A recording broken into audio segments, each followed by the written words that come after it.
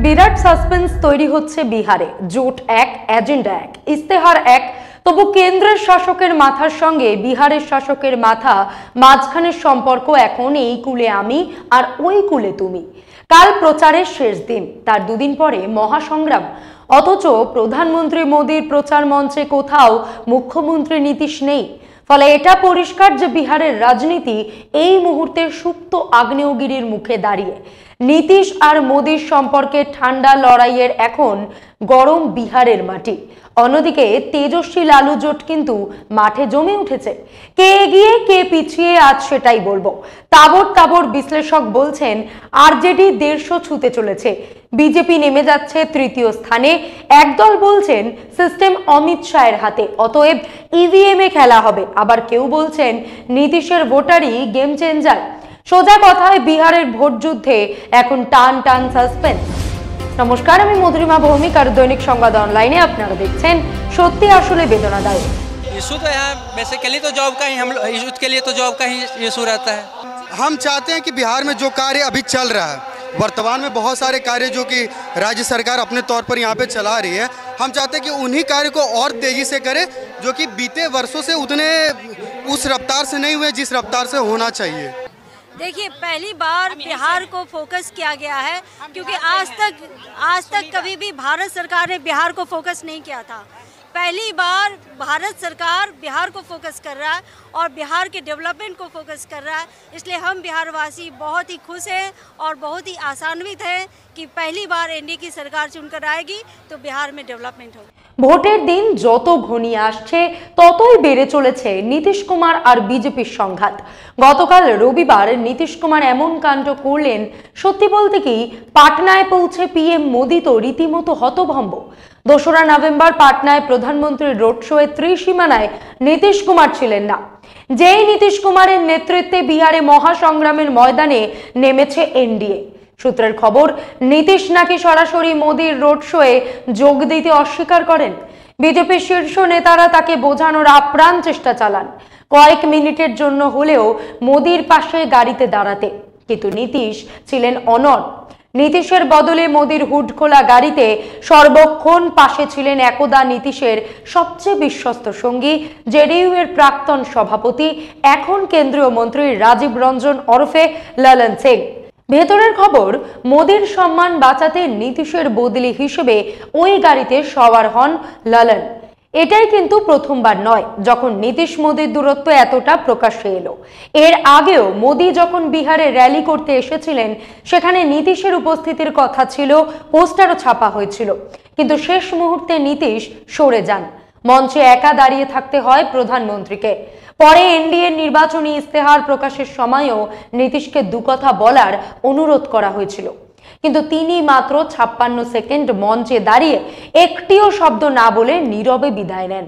আর রবিবার তৃতীয়বারের মতো নীতিশ মোদীর সঙ্গে একই গাড়িতে উঠতে অস্বীকার করলেন। মূল দ্বন্দ্বের কেন্দ্রে এখন এনডিএ সিএম ফেস। গত কয়েকদিন ধরে নীতিশের সঙ্গে বিজেপির গুজরাট লবির সংঘাত তীব্র হচ্ছে। অমিত শাহ চান না নীতিশকে মুখ্যমন্ত্রী পদপ্রার্থী ঘোষণা করতে, বরং মহারাষ্ট্র মডেলে বিজেপি নিজেদের প্রার্থী চাইছে।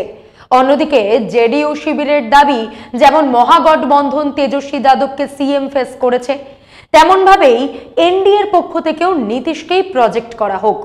নীতিশ শিবির এখন বিজেপিকে শেষ সময়সীমা দিয়েছে 4 নভেম্বর, কারণ 6 নভেম্বর প্রথম দফার ভোট আর 4 নভেম্বর সেই ভোটের প্রচারের শেষ দিন।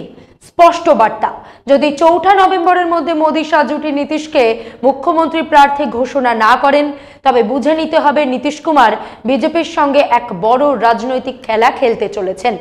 প্রথম দফার ভোট 6 নভেম্বর, দ্বিতীয় দফার ভোট 11 নভেম্বর। বিহারের রাজনীতি এখন সেই গেম চেঞ্জারের অপেক্ষায়। ওদিকে রাজনৈতিক বিশ্লেষকদের মতে, নীতিশ কুমারের সঙ্গে মোদী শাহ জুটির চলমান সংঘাত যদি আরো গভীর হয়, এর কোনো সমাধান না মেলে, তাহলে সরাসরি ক্ষতি হবে বিজেপিরই। কারণ নীতিশ কুমারের মূল ভোট ব্যাংক কুর্মী এবং কৈরি। নীতিশ নিজে কুর্মী সম্প্রদায়ের, কৈরি ভোটাররা উপেন্দ্র কুশওয়াহার কোর ভোট ব্যাংক। এই কারণে এই ডুয়েট ভোট ব্যাংককে বিহারে বলে নীতিশের Lavkush vote bank. Kurmi vote প্রায় 3% আর কৈরি 8%, তার মানে মোট প্রায় 11% ভোট ব্যাংক। নীতিশ অপমানিত হলে এই 11% বিজেপিকে ভোট দেবেই, সেই সম্ভাবনা ক্ষীণ। এই ভোট ব্যাংক পদ্ম থেকে মুখ ফেরালেই বিজেপি তৃতীয় স্থানে নেমে আসতে পারে, আর সেই বেনিফিট পেতে পারেন তেজস্বী যাদব। একটা সমীকরণ মাথায় গেঁথে নিন যে বিহারে দল বা প্রতীক পরে, সবার আগে ফ্যাক্টর প্রার্থীর জাতিগত পরিচয়। বিশ্লেষকদের একটা বড় অংশের আগাম ধারণা এবারের নির্বাচনে বিজেপি তৃতীয় স্থানেই থামবে যদি 4 নভেম্বরের মধ্যে নীতিশকে আনুষ্ঠানিকভাবে সিএম ফেজ ঘোষণা না করা হয়, আর 6 এবং 11 নভেম্বরের ভোটে এনডিএ এই বিভাজিত অবস্থাতেই থেকে যায়, তবে তার বড় মূল্য দিতে হবে বিজেপিকে।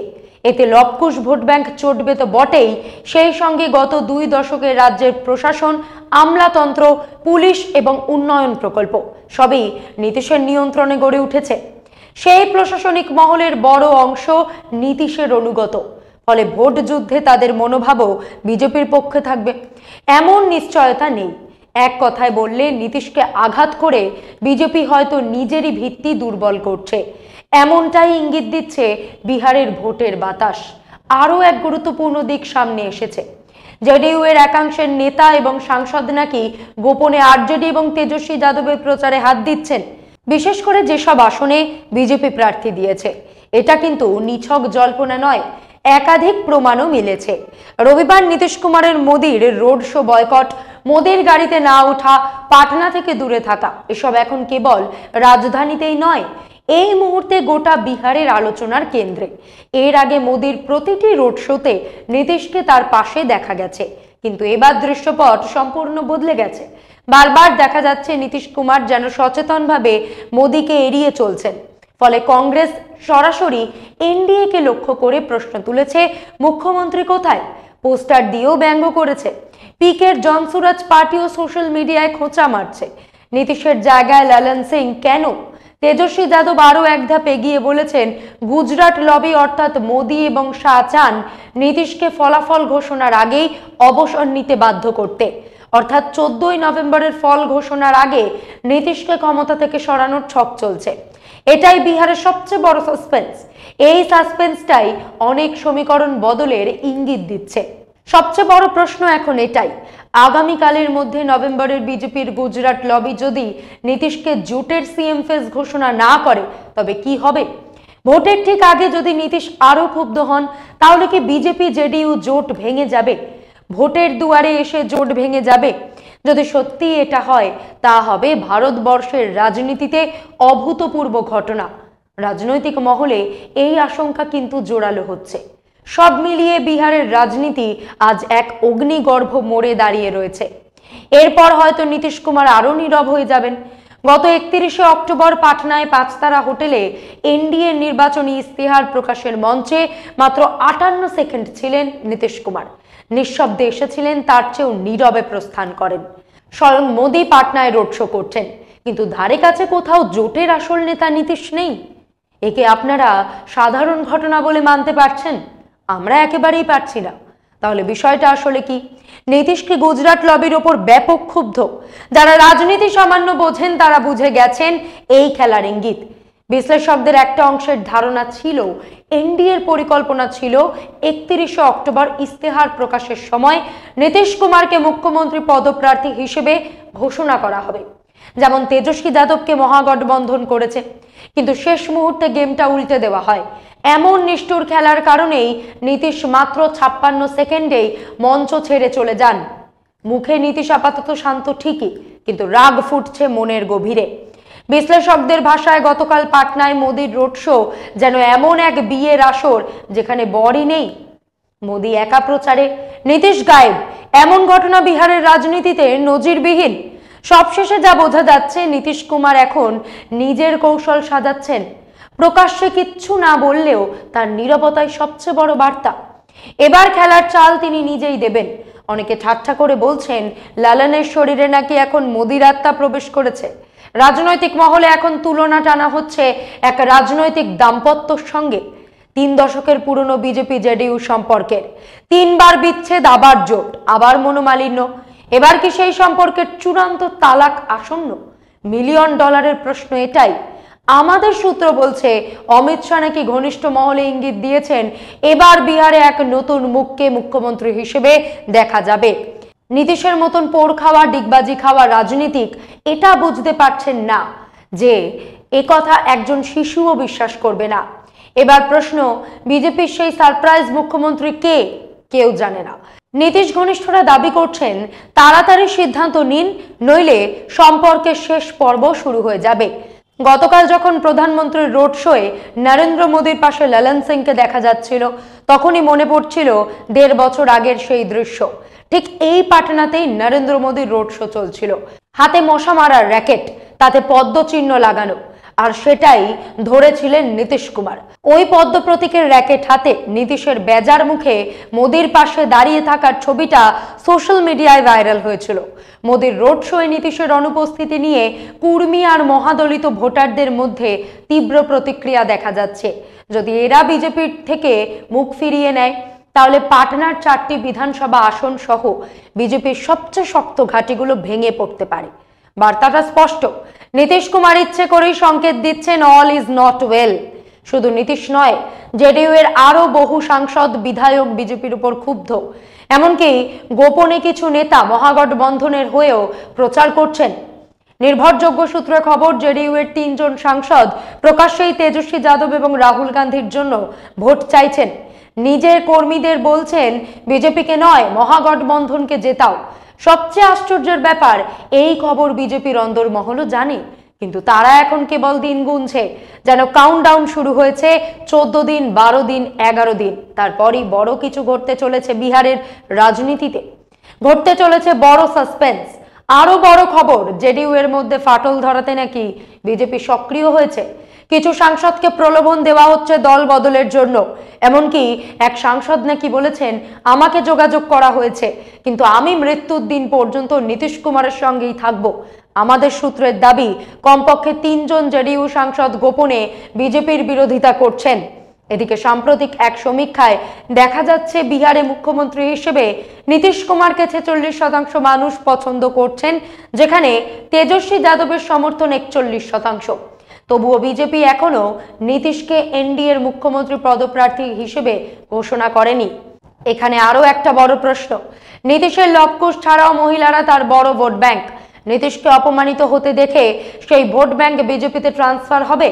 বিশ্লেষকদের মতে 4 তারিখের মধ্যে যদি বিজেপি নীতিশের নেতৃত্বে সম্মতি না জানায়, প্রথম দফার ভোটেই এনডিএর ক্ষতি নিশ্চিত। কারণ নীতিশ মহারাষ্ট্রের একনাথ শিন্ডের মতন উপনেতা হয়ে থাকার বান্দা নন।